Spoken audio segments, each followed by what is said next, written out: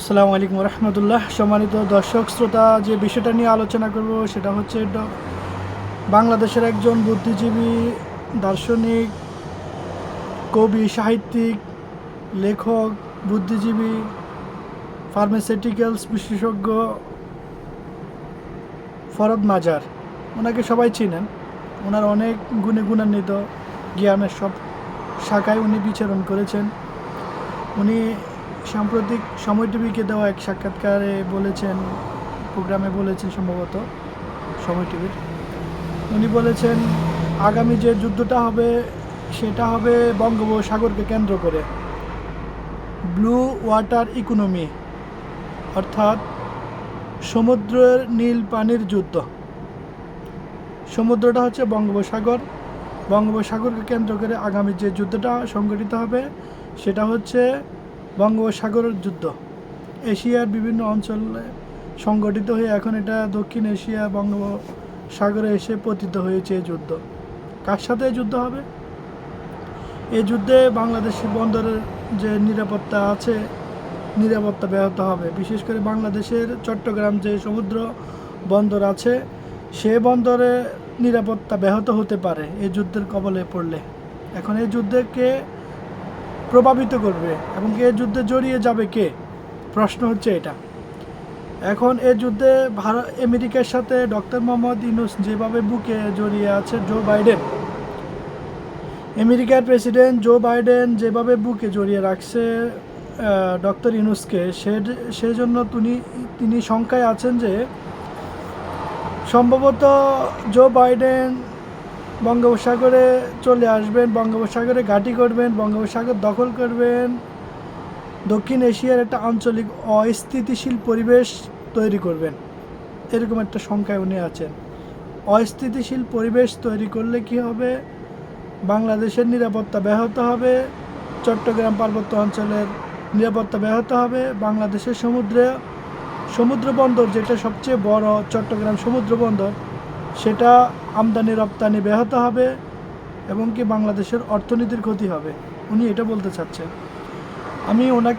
উনি অনেক প্রবীণ মানুষ, অনেক প্রজ্ঞাবান মানুষ, ওনাকে সম্মান এবং শ্রদ্ধা রেখে এবং ভালোবাসা রেখে বলছি, ডক্টর ইউনূস ভুল করেননি। ডক্টর ইউনূস বুকে জড়িয়ে নিয়েছেন জো বাইডেন যে অর্থে, সেটা হচ্ছে ডক্টর ইউনূস যে প্রজ্ঞাবান ব্যক্তি, নোবেলিস্ট, এবং তার যে মেধা এবং কি দেশের অস্থিতিশীল পরিবেশের মধ্যে স্বৈরাচার সরকার পতনের পরে ওনাকে যেভাবে নির্বাচিত করেছে একজন নিরপেক্ষ মানুষ হিসেবে, এখনও কিন্তু বাংলাদেশ টিকিয়ে আছে। আল্লাহ সুবহানাহু ওয়া তাআলার অশেষ রহমতে এখনও টিকিয়ে রাখছে বাংলাদেশকে। ডক্টর ইউনূসকে যখন দায়িত্ব দেওয়া হয়েছে তখনও অনেকভাবে কূট ষড়যন্ত্র করতেছে প্রতিবেশী রাষ্ট্র। আমি কাকে ইঙ্গিত করছি অলরেডি আপনারা বুঝতে পারছেন, ভারতকে ইঙ্গিত করছি। ভারত অনেক চেষ্টা করতেছে বাংলাদেশের অভ্যন্তরীণ একটা অস্থিতিশীল পরিবেশ তৈরি করা, একটা গৃহযুদ্ধ তৈরি করা এবং কি বাংলাদেশের অর্থনীতি, রাজনীতি, প্রত্যেকটা জিনিসকে ধ্বংস করার জন্য এখন অনেক চেষ্টা করতেছে ভারত। বিশেষ করে তো ভারতের প্রতিবেশী বন্ধু, বাংলাদেশের প্রতিবেশী রাষ্ট্র ভারতের বন্ধু, ভারতের সবচেয়ে প্রিয় নেত্রী শেখ হাসিনার পতন হয়েছে। ভারত তার স্বার্থ আর হাসিল করতে পারবে না, ভারতের স্বার্থ ধ্বংস হয়ে গেছে। কারণ আমি আগে বলেছি, অনেক ভিডিওতে বলেছি, ভারতের স্বার্থ ছিল শেখ হাসিনা কেন্দ্রিক, ভারতের স্বার্থ ছিল আওয়ামী লীগ কেন্দ্রিক। বিশেষ করে ভারতের সংখ্যাগরিষ্ঠ মানুষের দোষ দেব না এবং কি কংগ্রেসেরও দোষ দেব না। এই বিজেপি সরকার, নরেন্দ্র মোদী খুনি সরকার, এই নরেন্দ্র মোদী বাংলাদেশের শেখ হাসিনাকে তার বন্ধু বানিয়েছে বাংলাদেশকে শোষণ করার জন্য অর্থনৈতিকভাবে। এবং কি বাংলাদেশের এখনও প্রায় শুনতেছি, এখন অনেক খবরে 20 লাখের উপরে ভারতীয় নাগরিক চাকরি করতেছে। যাই হোক, এটা অন্য প্রসঙ্গ, আমি এখানে আর আসতেছি না। এটা আপনারা জানেন, শুনেন এবং কি অনেক প্রতিবেদনও দেখছেন এটা নিয়ে হয়েছে।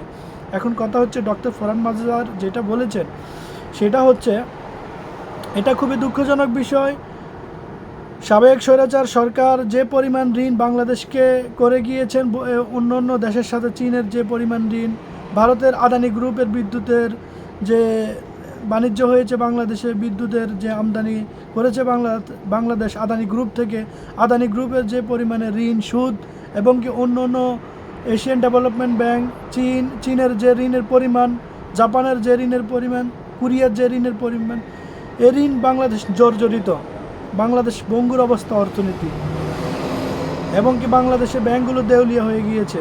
এখন এই ঋণকে উদ্ধার করার জন্য, বাংলাদেশের রাষ্ট্র কাঠামো সংস্কার করার জন্য প্রতিটা সেক্টরে বাংলাদেশের অর্থের বিকল্প আর কিছুই হতে পারে না। এখন এই অর্থের যোগান এখন ডক্টর মোহাম্মদ ইউনূস চেষ্টা করতেছেন আমেরিকার সাথে সম্পৃক্ততা এবং কি প্রীতি রেখে, ভালোবাসা রেখে একটা গুড আন্ডারস্ট্যান্ডিং তৈরি করে কি যেন অর্থ ঋণ নিতে পারে সহজ এবং কম শর্তে সুদে, যে ঋণটা IBRD অর্থাৎ বিশ্বব্যাংক, অর্থাৎ IMF, ইন্টারন্যাশনাল মনিটারি ফান্ড এবং ইউরোপীয় ইউনিয়ন এবং আমেরিকা, তারা যে পরিমাণে সহজ শর্তে ঋণ নিতে পারবে এবং কি ডক্টর ইউনূসের মাধ্যমে সে আনতে পারবে, এটা অন্য কোনো সরকার কখনোই পারবে না। শেখ হাসিনা করতে কখনোই তো ঋণ দেয়নি বিশ্বব্যাংক, IMF কিংবা ইউরোপীয় ইউনিয়ন অথবা মার্কিন যুক্তরাষ্ট্র। সেজন্য বাংলাদেশে সে দুর্নীতি করেছে, বিভিন্ন দেশ থেকে টাকা ঋণ নিয়ে সে দুর্নীতি করেছে, তার সহযোগীরা দুর্নীতি করেছে। এখন আমার প্রশ্ন হচ্ছে, ডক্টর ফারাদ মাজার, আপনার মিসআন্ডারস্ট্যান্ডিং, মিসকনসেপ্টের কারণে আপনার ভিতরে এই ধারণা জন্মেছে যে সে বাংলাদেশের আমেরিকার কোলে বসে গেছে, কিংবা উনি আমেরিকার খুবপন্থী হয়ে গেছে। এটা বাংলাদেশের ভূ রাজনীতির জন্য হুমকি, এবং কি বাংলাদেশের ব্লু ওয়াটার ইকোনমির জন্য হুমকি, বঙ্গোপসাগর দখল করে ফেলবে। এই সমস্ত প্রোপাগান্ডা এবং কি মিসকনসেপশন আপনি বিরত থাকেন, মানুষকে ভুল বোঝাবেন না, বাংলাদেশের মানুষকে বিভ্রান্তি করবেন না। ওয়েট অ্যান্ড সি একটা কথা আছে, অপেক্ষা করেন এবং দেখেন ইউনূস সরকার কি করতে পারে। কারণ উনি কথা কম বলে, কাজ বেশি করে। উনি কাজ দিয়ে ওনার যোগ্যতাকে প্রমাণ করতে চায়, এবং কি তিনি বহির্বিশ্বে সেটা এস্টাবলিশ করেছেন। এখন উনি ঋণ নিয়ে আসবে বাংলাদেশের অর্থনীতি পুনর্গঠনের স্বার্থে, পুনর্বাসনের স্বার্থে। ঋণগুলো পরিশোধ করতে হবে, ঋণগুলো পরিশোধের জন্য উনি ঋণ নিয়ে আসতেছেন। বিশ্বব্যাংক ঋণ দিতে আগ্রহ করতেছে, IMF দিতে আগ্রহ করতেছে, ADB দিতে আগ্রহ করতেছে, ইউরোপীয় ইউনিয়ন দিতে আগ্রহ করতেছে। এখন ঋণ নিয়ে আসবে, এই ঋণগুলো পরিশোধ করার জন্য তাকে সুযোগটা দিতে হবে।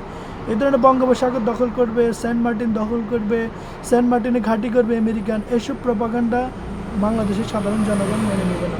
কাইন্ডলি যুক্তিসঙ্গত এবং কি বস্তুনিষ্ঠ তথ্য দিয়ে মানুষকে সহযোগিতা করবেন, মানুষের ভুল মেসেজ দিবেন না, মানুষকে সঠিক মেসেজ দিবেন। এটা আপনার কাছে আমার প্রত্যাশা এবং আশা। আসসালামু আলাইকুম ওয়া রাহমাতুল্লাহ।